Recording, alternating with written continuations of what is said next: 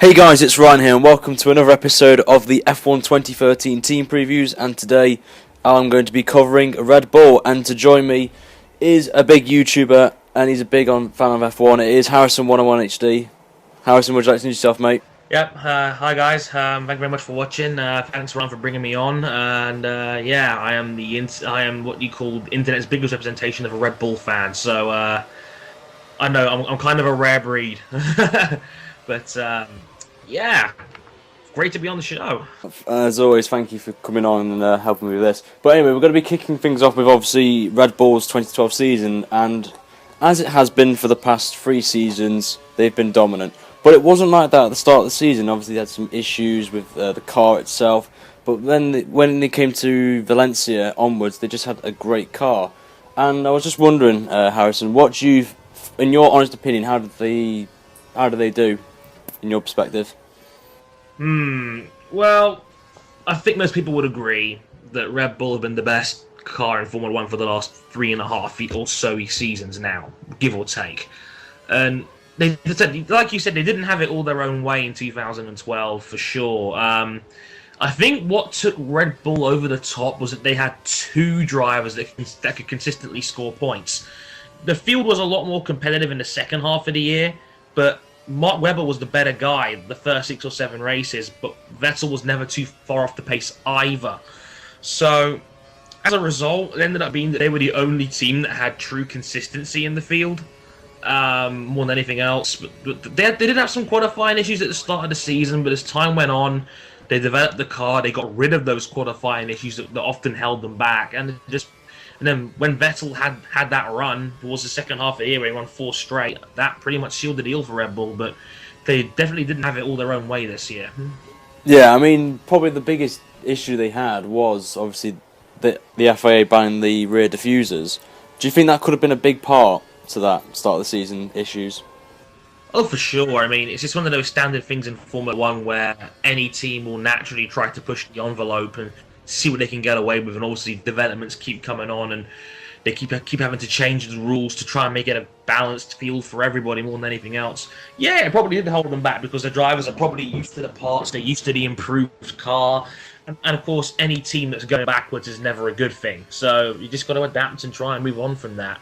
Yeah, and we're going to go on to the first of 2 drivers. We're going to kick things off with Webber from 2012, and it was like a mixed bag in my opinion. He had the victory in I think it was Monaco and Silverstone, if I'm correct. Mm-hmm. Yeah, and then just from there on, it's just not been that great. Yeah, he gets points, but just hasn't converted those points to victories and hasn't challenged for the title. And obviously, he signed a new 1-year contract for Red Bull for the 2013 season. But do you think this could be his final year? Quite possibly. Red Bull have got one of the biggest driver initiation programs out there. I mean, that's pretty much what the Toro Rosso team is actually for, more than anything else. It's just rotate and, bring up young drivers and see what they can do. But Webber is now the oldest man in Formula One in this current field of 22 now instead of 24. But he's the oldest guy there, I think, at 36. He's signing 1-year deals, kind of like what old football players tend to do. You just bring them on 1-year contracts and just roll with it and see what happens on a year-to-year kind of basis. Webber was good this year. I think Webber serves his role pretty nicely as a good number 2, but it's coming across to me like he can never be the guy that can truly beat Vettel over the course of a 20-race season. And maybe Red Bull's okay with that. Like in the same way that Ferrari are comfortable with Alonso being the guy and Massa being the number 2, supporting Alonso and, building it around one guy. I don't know if Red Bull are okay with that or whether they truly believe in a balanced system like McLaren, for example. But I think Webber was perfectly fine for what he did. He was actually probably the best number. He was the best number 2 of anyone in the field this year.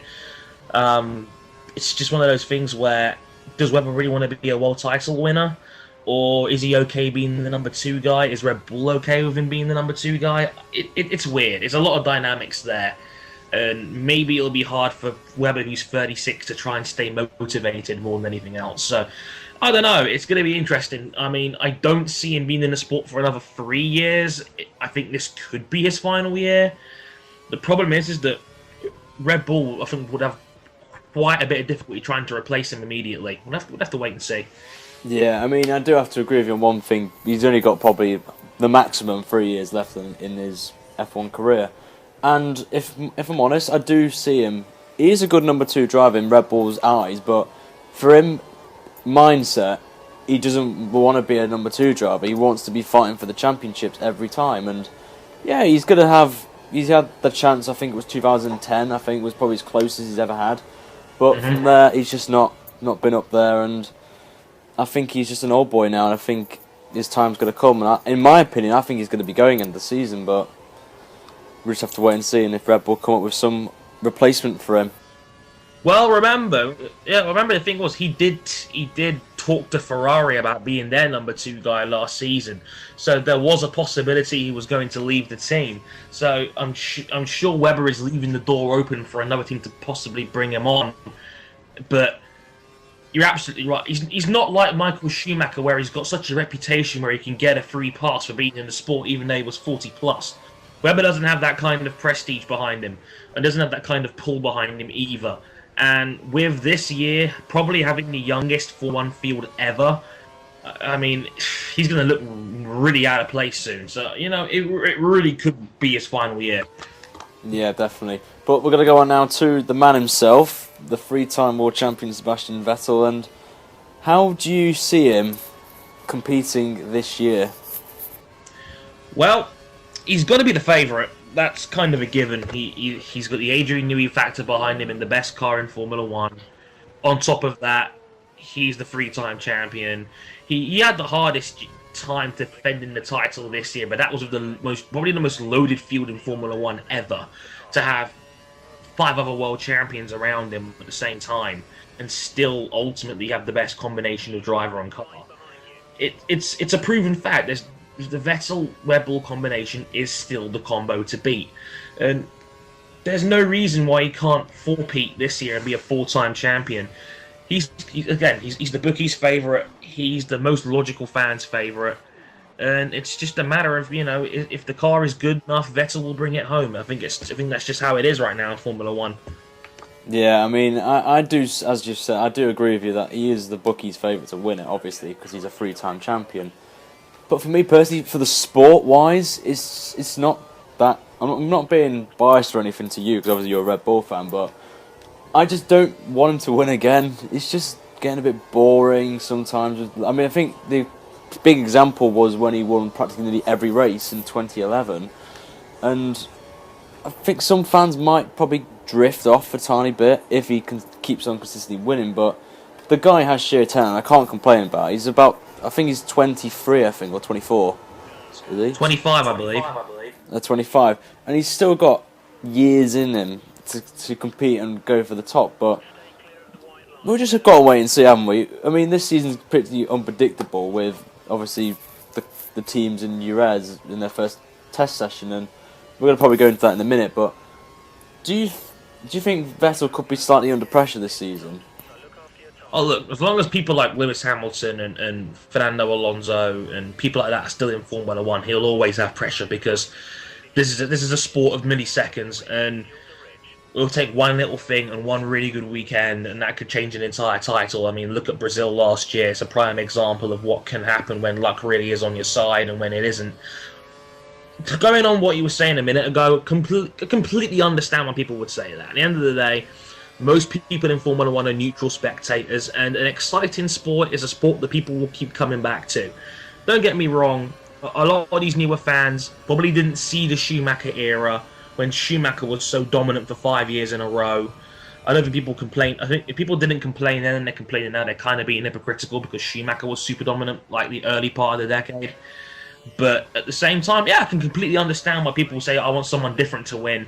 And, yeah, of course, if you're a neutral fan, if you're just watching for the sake of it, seeing the same guy win every time, yeah, I can imagine that would be a drag now and again. Think of it this way, though. The way that Vettel won the title this year was one of the most exciting two-horse dogfights we've seen for a Formula 1 world title in some time. And there were so many different factors that could have influenced that in a way. So, at the same time, it was really exciting, but if the end result is the same, then, I can understand why people would be frustrated.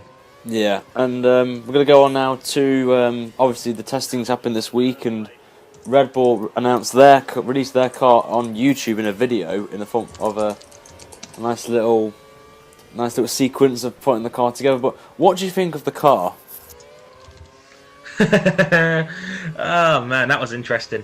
Yeah, they reviewed the via video. They didn't actually unveil it when people taking photos and all that nonsense. But the color is I'm not something I have to get used to. That was a weird color. It's like one of those Need for Speed video games, and you have like the pearlescent paint job. It's like it's not really navy blue, but it's not really purple either. It was just kind of weird, like a kind of flip flop thing. But the car's solid, and people always rag on about oh, but the car's not pretty enough, to which my response is, Adrian Newey is designing that damn car. It will be fast. That is a guarantee. But I like it in my opinion, but I just don't like the big purple patch on the side of the car. It just doesn't really suit me. And but yeah, I mean, in my opinion, it looks identically the same as last season, in my opinion. But there's nothing really big in the changes, isn't there?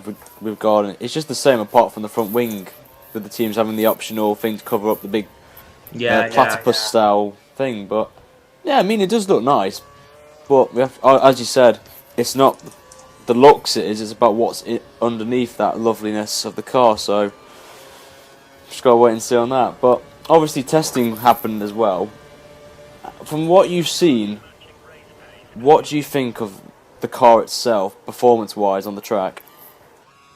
Well, all signs seem to be positive. There's been no media speculation about Red Bull. I think Red Bull have just got on with their business more than anything else, and they seem to have just, plugged Vettel Weber into the car. I don't think they've been particularly outstanding by any stretch, but the thing with pre-season is it's pre-season. You can't really gather the full impression of what a team's pace truly is. But at the same time, yeah, they've looked pretty solid. I've heard nothing but good feedback from the team regarding the car. So there's no reason to think why there's any issues to report or anything like that. So, hey, I mean, from what I can tell, all systems seem to be go. Yep, and obviously, I think probably the first testing is just basically getting the car, getting it all sorted, getting it ready, and seeing if the car's reliable enough, and they haven't retired. They've put a solid, good number of laps in, and all is going well for them, in my opinion.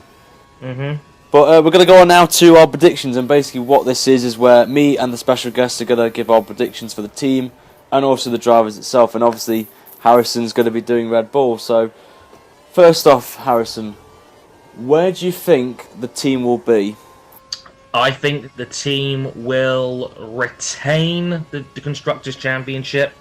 I think 1 and 2 as a combination is better than any team in Formula 1, especially in that top 3 tier where it's dominated by Ferrari, McLaren and Red Bull. I think Sergio Perez is too unpredictable to say how many points he'll roll up with. I think Felipe Massa might be compromised for the sake of Alonso again. So as a 1-2 punch of Vettel and Webber, I don't see that they can retain the Constructors. Yeah, and what about the drivers in perspective? What about Mark Webber? Where do you think he's going to be in the standings? That's an interesting one.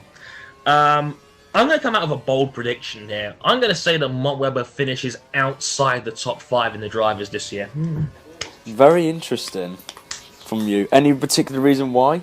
I think, like I said, it's the unpredictable nature of other guys around him in that same kind of tier, like that. I don't have him as a title contender really. I see him as that second tier of guys, maybe just outside that. So I reckon the main contenders will be Vettel. Will probably be Vettel, Alonso, maybe Jenson Button if he gets all the team support. He's on that fringe kind of tier. Kimi Räikkönen was ultra consistent last year. You've got to throw his name in the hat. But if Sergio Perez has a really good year and if Felipe Massa has a really good year, they could easily leapfrog Webber. So, I mean, I think he's got a real chance of finishing outside the top 5. Very interesting there. But the big question now, can Vettel win a 4th straight title? He absolutely can if he maximises performance. And if Red Bull have a solid foundation, he gets the best out of that vehicle, and so it's something that Mark Webber just can't do. And over the course of a 20-race season, there's no reason why Vettel can't retain again. It's just a matter of whether the car beneath him is great and whether Vettel just gets it done. That's what he's always done. He's a pure winner, and that's what he does best. Very interesting. In my opinion, Red Bull, as I agree with you, they'll probably win the Constructors again. As you said, with the 1-2 consistency of Webber and Vettel. Regarding Webber, I'll probably, as it's his last season, I'm going to be generous. I'm going to probably say 5th. And Vettel, it's going to be hard. It depends on how he does at the first 6 races compared with last season to now. So I'm going to probably say he's going to be runner-up. Ooh, runner-up to who?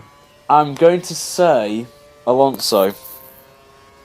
Only because I think probably Ferrari, from what I've seen so far in testing, they've got something in that car which will probably give them the best chance of having a good start to the season, keeping it flowing, not having any reliability issues, and going to win, or at least get the Drivers' Championship in one. And Alonso is probably one of the most consistent and quick drivers on race day as well. But that's my opinion. We have to wait till the start of the season in Melbourne in March, I think, in the end of March. On that. Yep, absolutely fair comment. There's no reason Alonso can't be a contender again, because Ferrari just built an entire team around him. Just fantastic. Yeah, but we won't go into that anymore because that'll be for the next episode. So, but that's it. That's the end of our episode today of the Red Bull team preview. And I just want to say a big thank you to Harrison for coming on and helping me with this. I do appreciate it a lot. With that. Oh yeah. Yeah, thanks for having me on. It's been obviously a great pleasure to work with. Ryan's a top guy. If you're watching for the first time, and you haven't subscribed, please do. He's a great kid, and absolutely give him a chance. And if you enjoyed what you liked from me, feel free to hop on over and subscribe too. We're a family here. We certainly are. So I am going to put Harrison's link in the description and also on the annotation on the screen as well. And guys, if you haven't already, go to his channel. He does some amazing F1 content, and he is probably my top 3 favourite YouTubers and inspiration to. This is the guy who got me into YouTube, basically. Oh, bless. We won't go into it anymore. But as always, guys, if you like it, give it a like, favourite it, and also subscribe for my channel for Overtakes of the Week and my Career Mode series and Hot Lap series as well. But any last words, Harrison? Mind if I wrap it up by saying my signature catchphrase? Yeah. Awesome. Thank you very much for watching, guys. Like, comment, and subscribe, and we'll catch you guys next time. Sayonara. And from Ryan, wherever you are in the world, have a great day. See you there.